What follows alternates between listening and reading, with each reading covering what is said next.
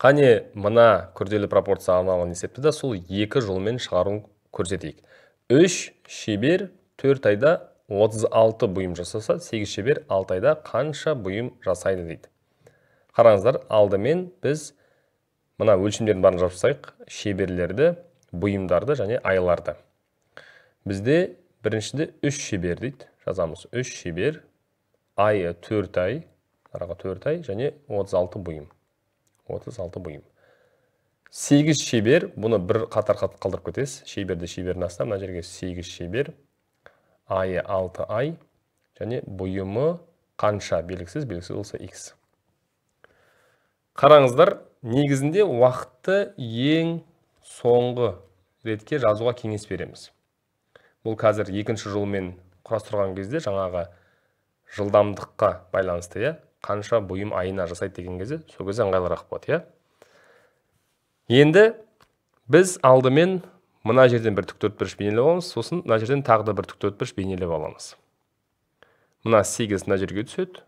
Және бұл тіктөртбұрыштың сыртында 4 ай қалды, демек бұл 4 айға байланысты пропорция. Яғни 3 шебер 36 бұйым дайындаса, 8 шебер қанша бұйым дайындайды? Дәл сол 4 айда. Бұл әрине тура пропорция. Мына айнымалының мәнін табу үшін 8 бен 36 көбейтіліп 3-ке бөлінеді. 8 көбейтілген 36 бөлінген 3 дейміз. Бұл жерден де 36 мен 3-ті қысқартып жіберіп, 12 мен 8-ді көбейтсеңіз 96 болады.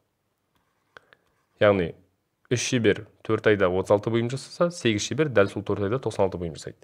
Енді мына 4-ті келесі тіктөртбұрышқа түсіресіз. Мына тіктөртбұрыштың сыртында 8 қалды, демек бұл 8 шеберге байланысты пропорция болады. Яғни 8 шебер мына 96 бұйымды 4 айда жасаса, 6 айда қанша бұйым жасайды дейді.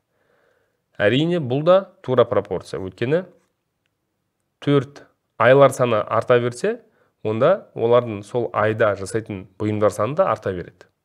Олай болса, x-тің мәнін табу үшін 96-ны 6-ға көбейтіп 4-ке бөлеміз. Енді бұл жерде әрине қысқартуды орындау керек. 4 пен 96-ны бірден қысқарту жүрсек болады. 96 4-ке бөлінеді, 24 қалады. Сол 24-ті 6-ға көбейтсек 144 шығады. Яғни 8 шебер 6 айда 144 бұйым жасайды. Енді мына екінші жолмен көрсетейік. 3 шебер, жазып қойдық, 3 шебер 4 айда 36 бұйым, мына айды уақытты соңына жазамыз.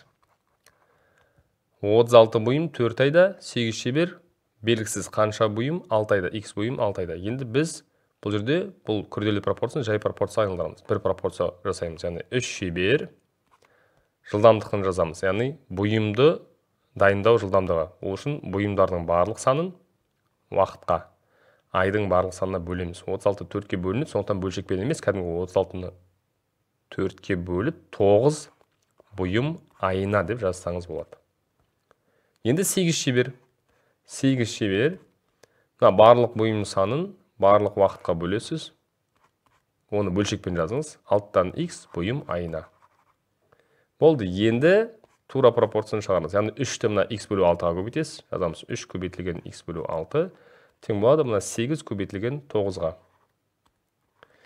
Енді не істейміз? 3 пен 6-ны қысқартып жібереміз. 2 қалады, сол 2 былай көбейтіледі. 8 жердегі 9 72, олай болса 72-ні 2-ге көтсеңіз, жаңағы шыққан 144 бұл жерде де дәл солай шығады.